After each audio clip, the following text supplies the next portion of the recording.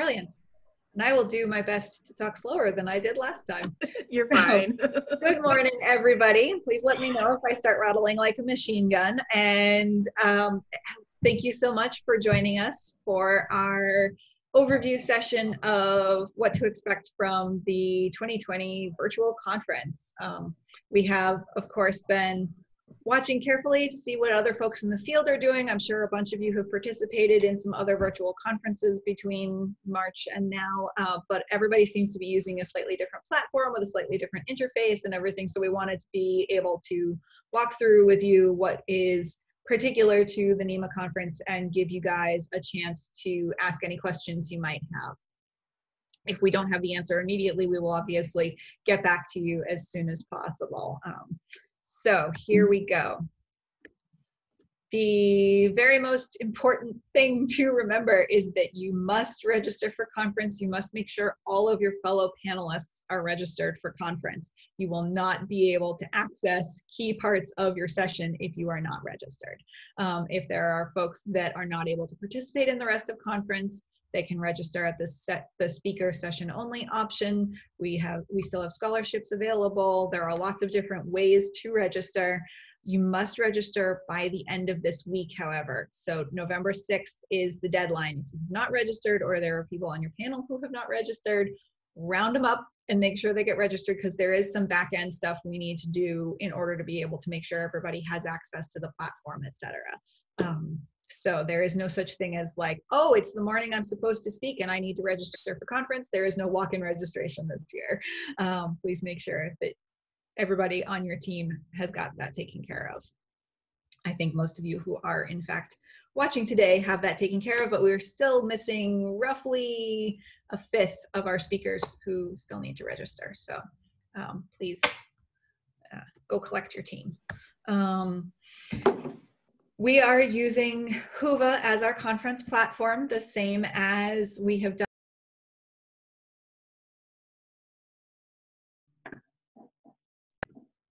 Okay, sorry. I have been accidentally muted. There we go.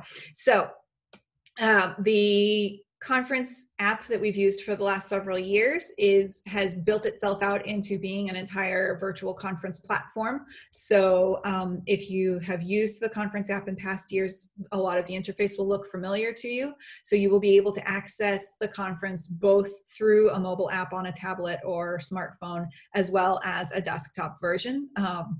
The mobile app has more of the networking capabilities. So if you're trying to do messaging to individuals on the desktop, it will boot you to the mobile option. But otherwise, the experience is pretty much exactly the same. So accessing conference. If you're doing it on the desktop, which we do recommend for when you're actually presenting, etc., Chrome is Whova's preferred browser. We have tested it with other browsers and it is a little bit buggy. So if you are trying to log in with Firefox or especially Safari, we recommend trying Chrome instead, because that's the one that Whova recommends highly. On the web browser, there is a speaker hub. You also have access to it through the mobile app, and it looks like this on the screen, and it will show you, you do not have to go scrolling through the entire agenda or anything else in order to be able to find your sessions. It will be linked directly to your profile, so you can go in and find your sessions immediately, including the option to answer questions that are coming through from your audience on the Q&A, et cetera. And it also gives you the option to promote your sessions. So that uses Whova's networking tool to be able to say, connect it to your Twitter account if you have such a thing, and it will tweet for you with the conference hashtags, etc. We do in general encourage you between now and when conference starts to go ahead and talk up your session on Twitter, Facebook, etc., Instagram. Use the hashtag NEMA 2020 and tell us what sessions you're excited to attend, what you're excited to be talking about at your own session, etc., because that really just helps us generate buzz between now and then so that people get and stay excited. If you go to either Google Play or the Apple App Store, etc., You can just search for Whova to download the app if you don't have it, or you can use the QR code that's here on the screen to find it. And then once conference starts, for accessing your session, we highly recommend that you read the speaker guide that Whova has here. So you can actually, if you don't want to type in this whole link, you can just Google Whova speaker guide and it will come up. And we highly recommend reading that because it will answer a whole lot of questions about how the Whova platform works. The most important thing you should know is that Whova essentially works like a live streaming sort of service. So we are using Zoom's video conferencing platform to create the session, and then it basically gets broadcast to the attendees through Whova. So you will be presenting in Zoom and it will be appearing to everybody else through Whova. So think about it less like a meeting like we're doing now where everybody can see each other's faces, and more like presenting a webinar, because your key way to interact with your attendees will be through the Whova platform, through the Q&A and the chat. And I will get back to that again in a minute. But for your speaker experience, it will be you and your fellow panelists in the Zoom room together. We will send you a unique speaker link so that you can get to your session at the appropriate time. We highly recommend that you sign in about 10 minutes early so that you can get a chance to have everybody practice sharing screens, etc., troubleshoot any audio problems you might be having, etc. And there will be either one of the 4 of us on NEMA staff or a designated conference ambassador who's reasonably technically proficient and will have answers to your questions to be there in the room with you to help you get set up and launch your session. So the NEMA staffer or conference ambassador has a couple of jobs. So we will be there to welcome you when you get to your session and make sure all your last minute questions are answered. Some of the sessions this year are being sponsored. Go Scarlett for awesome work replacing a lot of the exhibit hall with folks who've chosen to sponsor instead. So they have the option to do a 30-second to minute-long ad that will play at the start of your session. So that is the role of the staffer or conference ambassador, to play those and then basically say, and you're up. If you do not have one of your fellow panelists assigned to help monitor the Q&A and the live chat, we will be keeping an eye on that as well. And we will also do end of session timekeeping. So it is, as in any usual conference session, it is up to you within your panelists to keep track of who's using how much time and who needs how much time, etc. But we will give you an end of session 5-minute warning, because the Zoom channels will be essentially in continuous use as we're prepping for the next session to be starting. So that's what either myself, Heather, Scarlett, or Dan, or one of our conference ambassadors will be doing to help you out to make sure things run smoothly during conference. So I mentioned that you should probably be using a desktop to do your presenting, because I think for most people that's the easiest in terms of being able to share screens, if you've got slides, etc.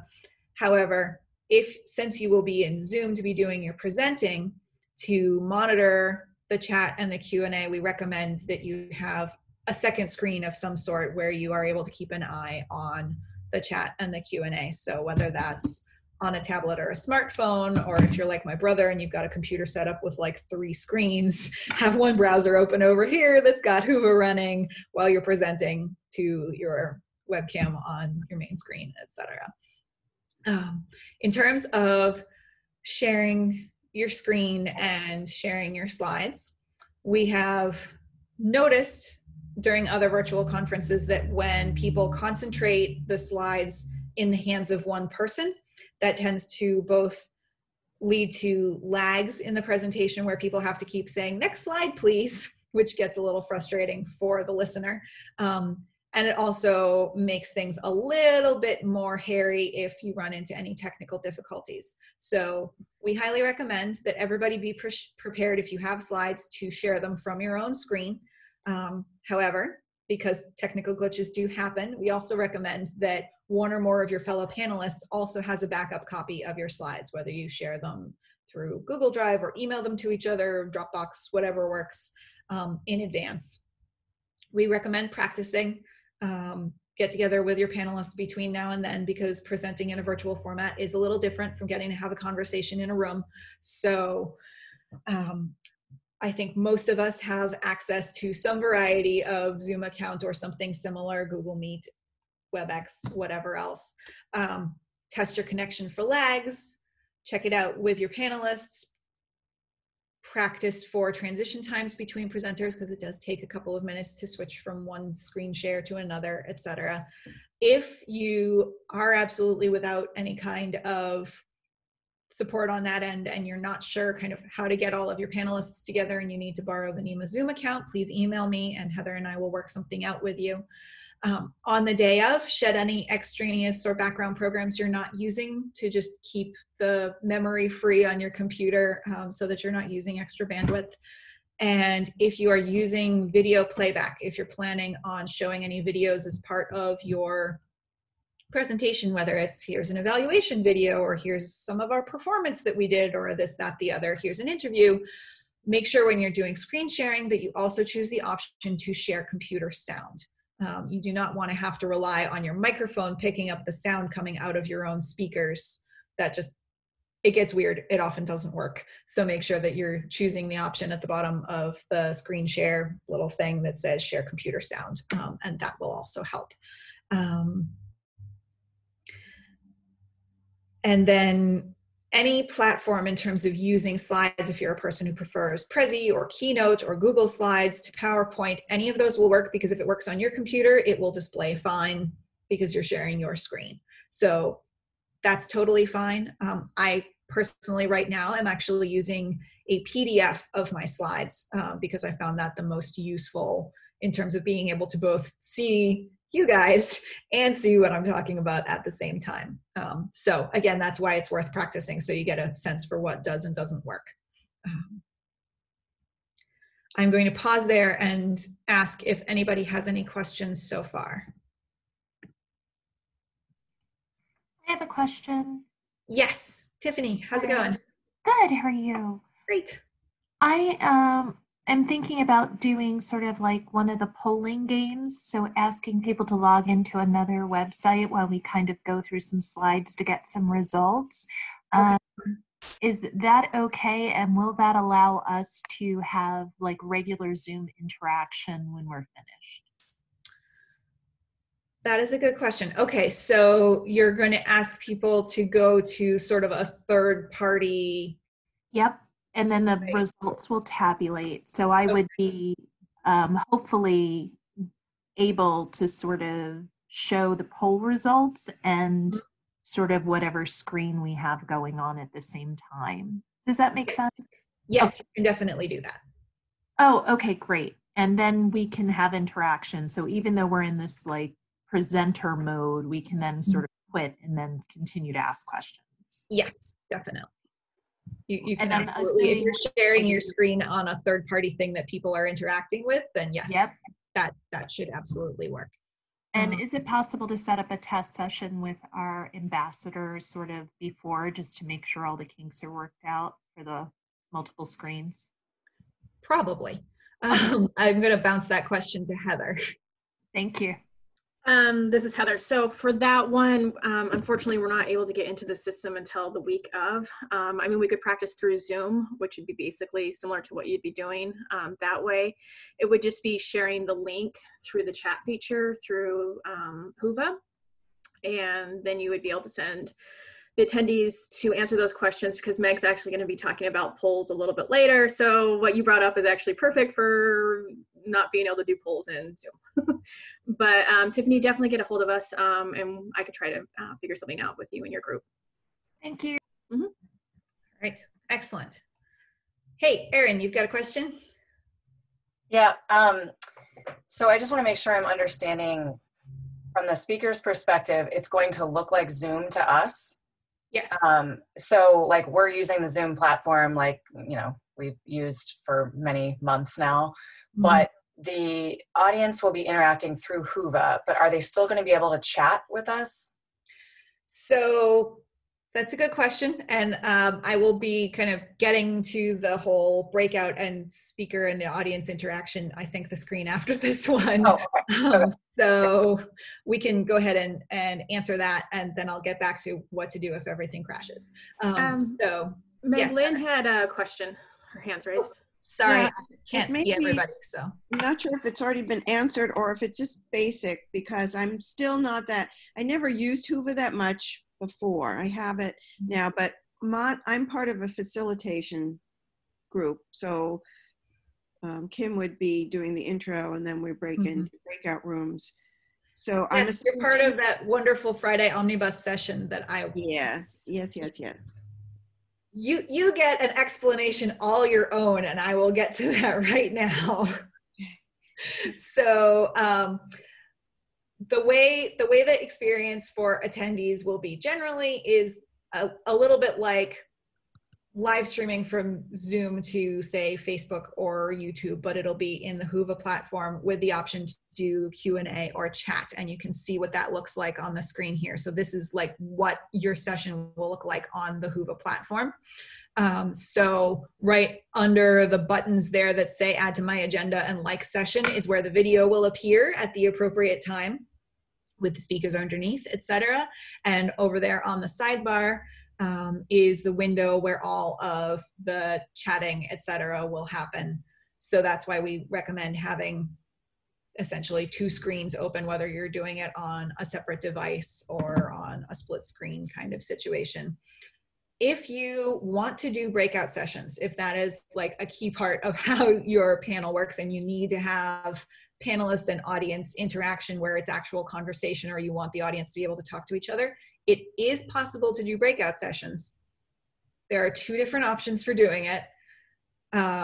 If you are willing to do something where it's a randomized breakout group, where you're just saying, okay, I want to send groups of 5 people to talk to each other about this topic for the next 10 minutes and bring everybody back again, like a typical Zoom breakout room, we can do that. We need to know that in advance. We need to know by the end of this week that you want to do breakout sessions, because that will change how we set things up on the back end. And when you do it, essentially it is going to boot your entire audience out of the Whova platform, and it will all happen in Zoom. So it will change their experience. It will not particularly change yours because you'll be in Zoom already. But that does mean that people will have to leave Whova and then come back again. So how does that work if your whole session is conversational? Like, I don't want breakout rooms. My session is not a presentation or a panel. It's a brainstorming session looking for answers from everybody together. Write me a note, let me know. Okay. I need everybody to be able to talk to each other, a la breakout rooms, you know, and Heather and I will make sure it gets set up the appropriate way. Okay. So yes, if you need your audience to be able to talk to each other, whether you're doing breakouts or otherwise just a giant group conversation, we need to know that as soon as possible. So Kim would need to send you that, since that's her session and we're one of the breakout groups. Yes, we already know about Kim, so we're good. And the thing is that if you're willing to do randomized breakout sessions. If you want people to be able to choose what topic they're talking about, a la Lynn, your Friday session, where it's sort of, here's like things you should be reading or knowing about in any of 17 different topics that are important in the museum field right now. We recommend using the roundtable meetup option, which is built into the Whova platform. So the way that works is that you would set up essentially a whole bunch of meetups through the community tab. So if you're looking on the left-hand column, the fourth one down, so home, agenda, attendees, then community. In the community tab, you have the option for setting up essentially an in Whova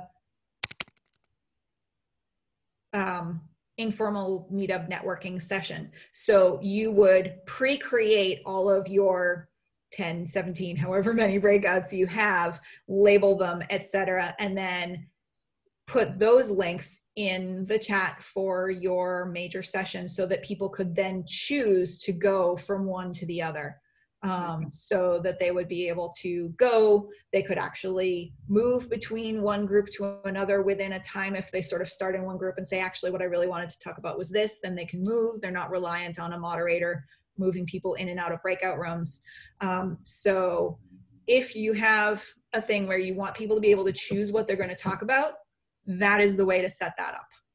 So, and then just a very basic question. If you get the Zoom link to go to a session, how do you actually get to Whova from there? Is that,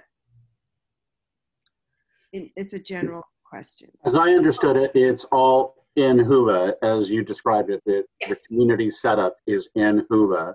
So just to clarify, sorry for interrupting, Kim would set up the various roundtable discussions in the community tab with links, paste those links into the Whova chat box. So anybody in our session would be able to pick which one of those they want to go to, and they can bounce around amongst them. We as facilitators for those roundtables don't have to do anything other than join our group. Correct.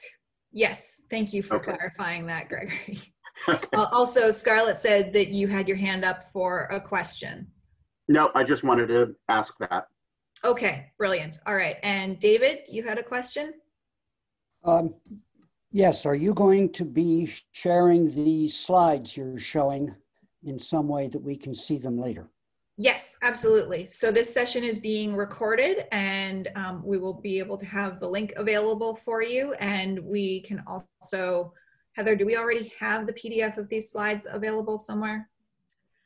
I did not link to the PDF, but I could definitely put the PDF up there to take a look at and stuff. That's not a problem. Okay, great. So it'll be under the information for speakers on the website in the conference section. Well, of the NEMA website. Thank you, but I think actually the recording should do it, but thank you.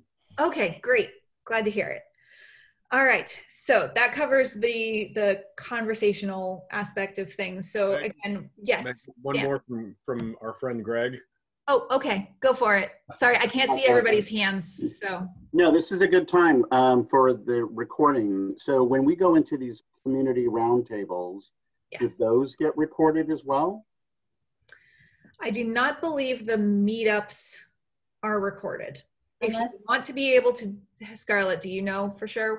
Unless you're using a Zoom link and click the recording button, then you can record it, I believe. But if you're using Whova's Zoom meetup, it won't get recorded. Heather, does that sound right? That is correct. So with that Friday session, when you guys do that, I would suggest maybe having someone do a note taker on that one and sharing the notes afterwards, just because it's not going to be recorded. For the most part, all of the sessions will be recorded except a couple of them for privacy issues of the topics at play. Yeah, that's a good point. If you would prefer not to have your session recorded for confidentiality reasons, please let us know that also as well by the end of this week. I would think for our roundtables, we probably wouldn't want them recorded, so people are free to speak at their will. That's just my point of view. Okay.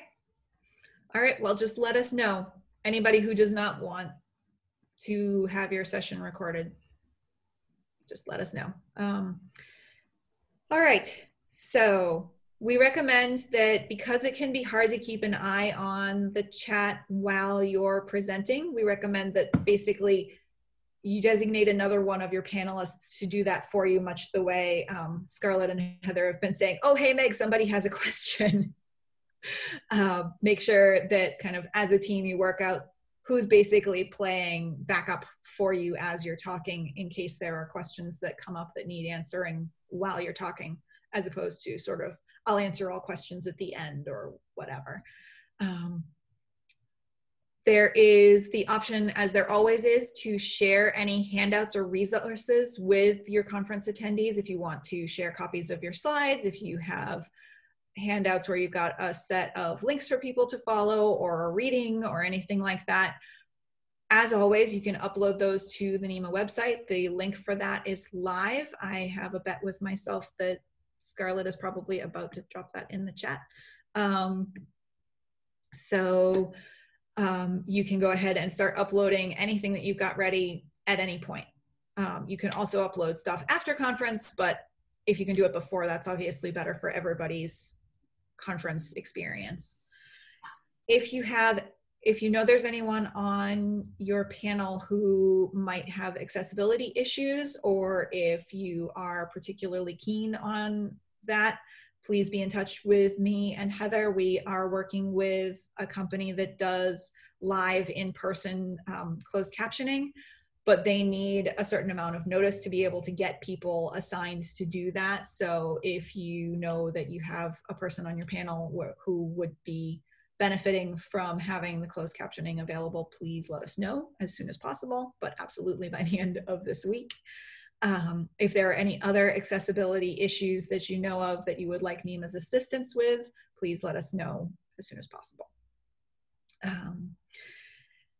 And then the other, okay, I see Danielle's question about will we know who's attending the session in advance. That entirely relies upon people and how they use the conference platform. So if they do the add to my agenda, like the button you can see on the screen, you will be able to have an estimate of how many people are interested in your session. If they're the sort of people like me who like to go through in advance and be like, that looks interesting, that looks interesting, that looks interesting, I don't want to lose track of that one, great. If they're the sort of people who are like, what's happening today? Oh, I guess I'll pop into this thing. You'll never know how many people there are like that. So yes, you can see who likes the session too. I'm not completely sure the difference between one or the other, but you can get a general sense of interest, at least for the people who are paying attention in advance. And Meg, is it advisable for folks, since we can't necessarily see people in our session, to sort of invite people to, in the chat, identify who's in the session and where they're calling from, that kind of a thing? Sure, I always enjoy doing that. Yeah. If, you know, especially if you feel like that's going to have any impact on how you are presenting what you have to say, then yes, I absolutely recommend doing that. And it's nice for people just to sort of see who else is around. Aaron says, so you will not be able to see any attendees. That is right. Unless you are set up to be able to do breakout sessions, you are not going to be able to see them, because essentially it will be like they are watching on YouTube, except through Whova. So you'll be able to see them when they're interacting in the chat. The chat in Whova is completely separate from the chat on Zoom. The chat on Zoom will be disabled. So we don't want there to be multiple streams of text conversation for you guys to have to follow. We want to keep it as simple as possible for everybody so they don't get confused. So all the text-based interaction will be happening through Whova, and the Zoom Q&A and chat features will not be enabled for your webinars. So yes, that is why you need both windows open. All right. So backing up just momentarily to what if everything crashes? Because, hey, we haven't done a virtual conference before, and I'm sure you, like we, have a few questions about, well, what if the worst happens? Please don't panic. Do the regular round of troubleshooting, restart whatever needs to be restarted. Everybody's going to understand. We've all been living in a virtual world for months now, and technical glitches happen. Have a backup plan. There will be a phone number in addition to your unique speaker link so that you can phone into Zoom and just present that way if need be. Use your co-presenter's copy of your slides so they can share their screen for you, or go to the absolute backup. We recommend this option for anyone who is presenting alone or who has well-known documented connectivity issues. So if you think you are, you know, someone in Western Massachusetts or Northern Maine or Vermont, somewhere where you do not have reliable internet access, and you would prefer to pre-record your session and send it to us, and then just be available at the day and time of your session so that you also are essentially watching yourself speak and you're interacting live with folks on the chat, you can do that. And if you would be more comfortable doing that, please go ahead and do that. I will have details on how to do that a little bit later. But the basic answer is record yourself using whatever web conferencing platform you have access to, edit it as need be, send it to us via whatever file transfer program you prefer, Dropbox, other file transfer, etc., and send it to conference@nema.nemanet. All right.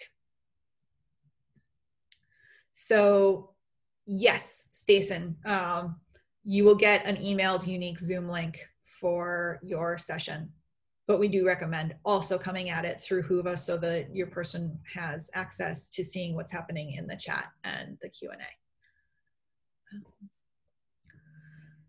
All right, so here are the steps for setting up a virtual meetup within Whova. It has a gazillion steps, but it's literally just fill out the things on this one pop-up box on the screen. So the text makes it look complicated. I swear it's super easy. We will, I have it here so that people can go back and pause on this screen if you need to later, but I'm not going to read through it right now.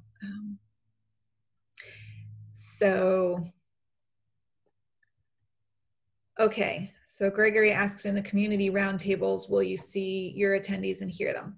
If you have it set up like this as a virtual meetup, or if you are using your own Zoom account to set up a meetup option, you will be able to see and hear your attendees. That's the whole point. It's a networking tool. So that's what allows for conversation. In the PAG gatherings at lunches, that will also essentially be taking place off platform. That will happen through Zoom. It will be a meeting like this. So people will be able to see and hear each other, and it will be more of a common networking experience. All right. Land acknowledgements. We've had some questions about this, and if there are folks who, doing their own reflection really want to be able to start their virtual session with a land acknowledgement, we welcome and encourage that. You are not required. We want this to be an authentic statement and not something that people just read off by rote. So if you are interested in doing a land acknowledgement and you've thought through what that means to you, but you're not sure quite how to say it, we have model language here that you can use as a base to build off of. This is the language that's used by the Massachusetts Cultural Council. So you can go through and replace it with the relevant places and peoples for your own area. Again, this is not something we want people to be doing just for the heck of it. It is important that we do this with real feeling and acknowledgement behind it.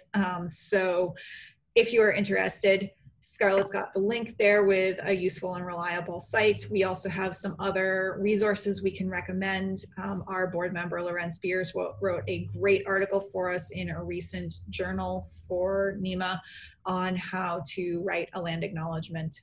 So if that's something you're interested in doing and you need a little help, please feel free to reach out to one of us and we're happy to point you in the right direction. Or again, you can start with this as a model. Other tips for a virtual presentation: keep your slides simple, preferably even less text than I have going on right here. Speak slowly, which I am very, very bad at, but I'm working on it. Make sure to pause and invite interaction. Do a poll like Tiffany suggests. Invite people to answer a question in the chat, etc. Appoint a question wrangler, like I mentioned before, for each presenter. And if you know you are going to want to be sharing links while you're talking, have those links pre-collected, because you're not going to have time while you're talking to go through and be like, oh, let me pull up that thing and I'll share it with you. And like, try to make sure that anything you know you're going to want to be talking about or sending people to later, that you've either pre-assembled it in a handout you can direct people to, or have it pre-collected to drop into the chat, because that will just make your life a lot less stressful. Hey, all right. Meg, Yes, can you just clarify again the poll issue? I want to make sure that people understand that they cannot do a poll as they are used to perhaps doing in Zoom. Is that correct? Correct. Yeah. That takes, again, a bunch of background setup in advance. So doing a third-party polling option like Tiffany suggested, if you want to be able to do an anonymous poll, that would be the way to go with it. Otherwise, it would be ask a question and invite people to answer in the chat, would be the two ways to do something like a poll. But the Zoom polling function will not work with the Whova platform. So in order to actually present that, you would need to toggle between those two sharing your screen. Is that correct? Yes. So if you're sharing slides and then you are directing people to go answer a poll, you would want to switch which screen you were sharing so that people would be able to see the results of the poll. Or just say them aloud if you don't care about the visuals.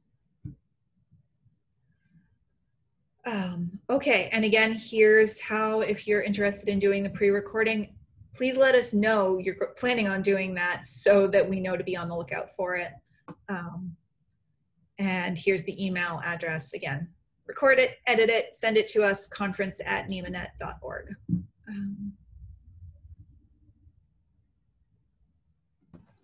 With that option, Meg, so the idea to pre-record is you're suggesting it as a standalone and potentially as a backup, correct? Just to clarify again. And if they do pre-record, if folks pre-record, they can actually though still be in real time interacting with questions through the chat. Is that correct? Because that's how we're doing the keynotes. Yeah. I would not say that it's necessarily worth the effort of doing that as a backup option if you know you have good connectivity and you're not expecting to have any technical issues on the day of. You know, the regular backup option of being able to phone in or, you know, have your co-presenters share their screens or whatever should be plenty for most normal technical glitches. I think really the pre-recording is best for folks who know they've got a history of difficulty in terms of high-speed internet access, et cetera, and they want to be able to have the flexibility not to worry about things crashing on the morning. So, okay. Then other reminders, we do have a code of conduct which applies to the virtual world as much as it does to any in-person meetings we have. We recommend that you reread it and be aware. Fortunately, with the Whova kind of broadcast platform, the opportunity for Zoom bombing is basically nil. Nobody is going to be able to see or get into any of the conference sessions who's not already registered for conference. So we don't have to worry about random people popping in. If you do run into an issue with people being obnoxious in the chat or otherwise violating the code of conduct, reach out to someone on the NEMA staff. The best way to do it is probably to use the contact an organizer feature through Whova, because Heather and Scarlett and I will be monitoring that constantly during conference. And just as a reminder, we can't take any actions to make things better unless we know what's happening. So we can't be absolutely everywhere all the time. Sometimes we have heard about things weeks, even months after conference that we never heard about at the time, and it didn't come with any details and we don't know how to fix it. And that does not help us make anything better. So we are not anticipating any kinds of issues. Museum folks in general are a pretty respectful crowd, but just should anything come up, we are here to help, and we can only do that if you reach out and let us know what's up. So that is it for my prepared content. Does anybody have any other questions that didn't get answered or anything that needs clarification?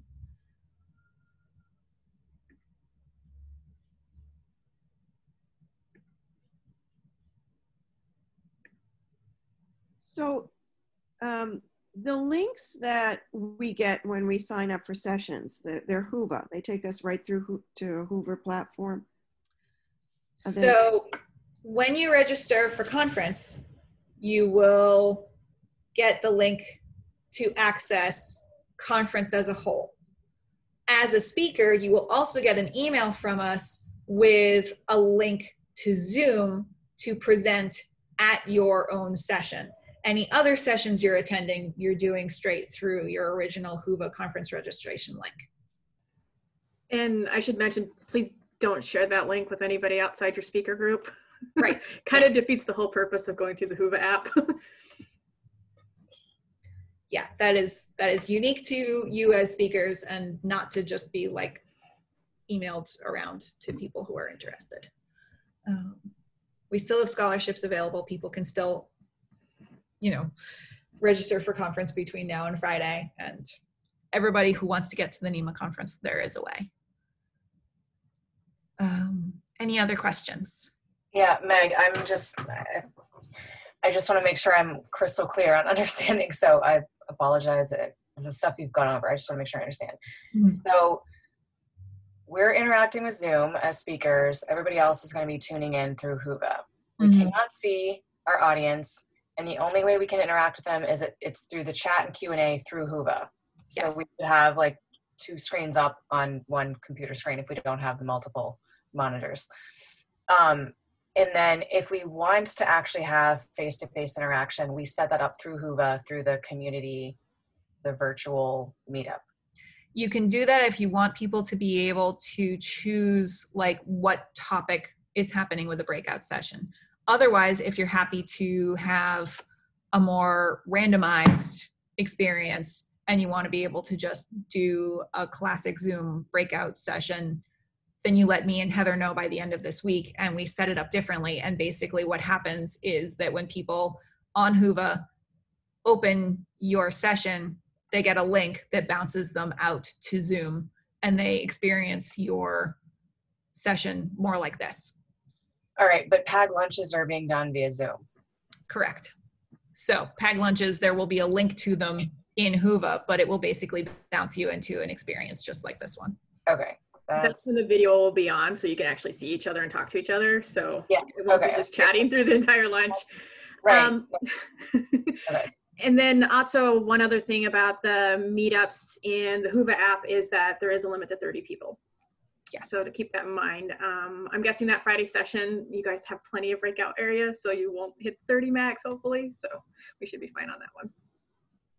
And do you know, are we doing that through Zoom or Whova, those breakouts? We are recommending that you set them up through Whova, but you would need to check in with Kim and see what her preference is. And I'm part of that same group with Kim, and as I think we were talking about before, if we set up in the community function of Whova, then our attendees can pick which of our roundtables they want to go to. Mm-hmm. So that's really how we have to do it. Otherwise, it would just be random, and they wouldn't get what they came for. Right. Okay. I'll email Kim. Yep. All right. Please feel free to CC me, and that way I can be part of the string to answer any questions the rest of you have. I think we need to bring back Cecil B. DeMille for your session to actually direct the cast of thousands. You know, we want this 150 people over here, and we want the. Yeah, I was thinking that same thing, Dan. Does anybody else have any questions? Okay. I have a question, Meg. Sure. It's about the roundtable meetups option. And yes. Gregory asked this in the chat, but will people be able to see each other in that or not? Yes. Yeah, that's okay. The point. If you're using the Whova networking meetup function, the whole idea is that it creates face-to-face interaction. So it ends up being an experience like this, but within the Whova platform. Okay, that's great. Thank you. You bet. How are you all holding up? Did I see John have a question? John Hart? Yes. When will we receive the Zoom link for our session? After this week. So yeah, after this week. This is why we need everybody to get to us by the end of this week if you have accessibility needs, if you're planning on pre-recording your session, or if you need to set up for being able to do breakout rooms, because come next Monday, Heather is going to be furiously creating Zoom links. And Scarlett. I'm not alone on this one. Heather and Scarlett will be furiously creating Zoom links, and then I will be emailing them to you all. So yes. Plus, we didn't want to email them to everybody too soon because we don't want them to get lost in your inboxes. That's the bigger thing. Please be on the lookout from, one of us at NEMA. There will be, a big title that's like, "Do not lose this link, NEMA speaker session," or something similar. So yes.